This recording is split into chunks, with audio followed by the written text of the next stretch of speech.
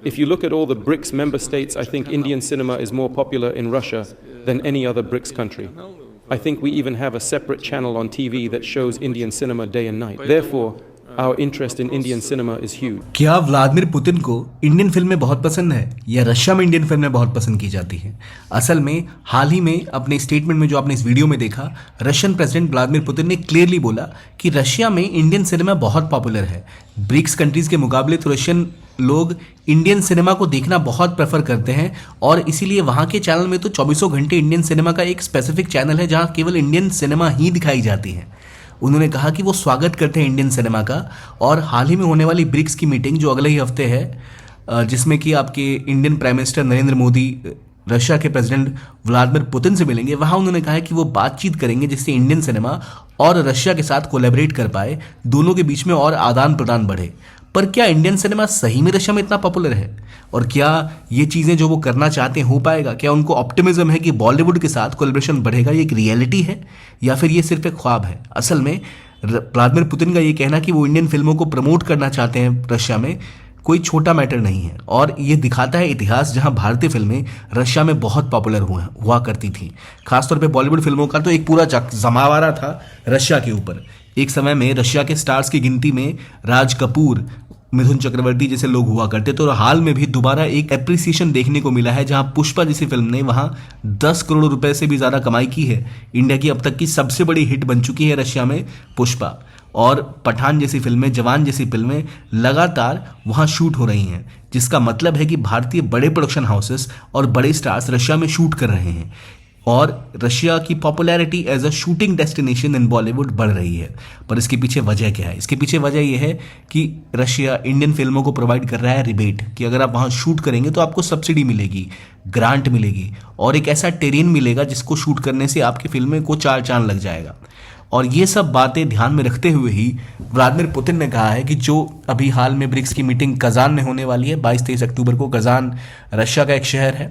वहाँ वो prime minister Modi से मिलेंगे। उन्होंने कहा है कि वो उनके साथ डिटेल में डिस्कस करेंगे कि कैसे बॉलीवुड को और ज़्यादा प्रमोट किया जा सकता है, इंडियन सिनेमा के साथ कैसे रशिया और कोलैबोरेट कर सकती है, ताकि रशिया और इंडिया का जो कल्चरल कैपिटल है उसका सही तरीके से इस्तेमाल हो पाए, हमारे कल्चरल रिलेशंस और डेवलप हो पाए।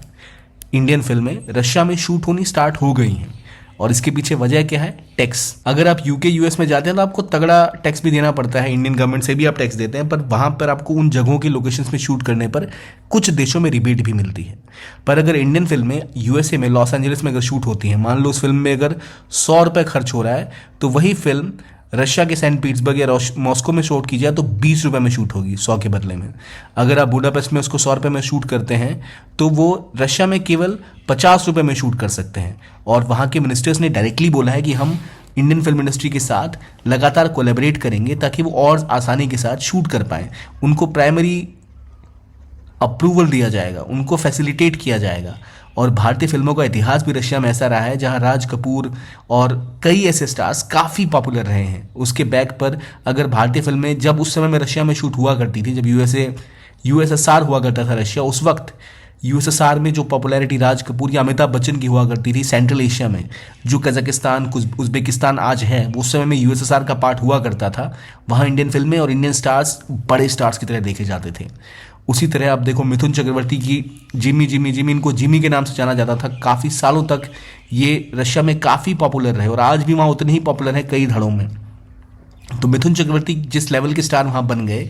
उस लेवल के स्टार्स के आज आप रणवीर कपूर को बनते देख सकते हैं, चांसेस है कि हो पाए, लेकिन उसके लिए ज़रूरी था कि भारतीय फिल्में दोबारा रशिया का रुख करें। 1990s के बाद से जब इंडियन फिल्म मेकिंग एक नया दौर स्टार्ट हुआ, जहां इंडिया की फिल्में यूएसए में शूट होने लगी, यूरोप में शूट होने लगी, जहां भारतीय डायस्पोरा ज़्यादा मात्रा में रहा करता था, इंग्लिश के प्रति हमारा प्रेम और वहाँ पे भारत के रह रहे लोगों के बीच में भारतीय फिल्में पॉपुलर होने लग गई और फिल्म मेकिंग का जो स्तर है वो इस तरह का हो गया कि हम प्रायोरिटाइज करने लग गए यूएसए के मार्केट को, यूरोप के मार्केट को, और हम वहीं के लिए फिल्में बनाने लग गए, वहीं के एस्थेटिक्स के हिसाब से फिल्में बनाने लग गए और यूएसएसआर और रशिया काफ़ी पीछे छूट गए। एक वो दौर था जब राज कपूर की आवारा, श्री 420, जोकर मेरा नाम और सीता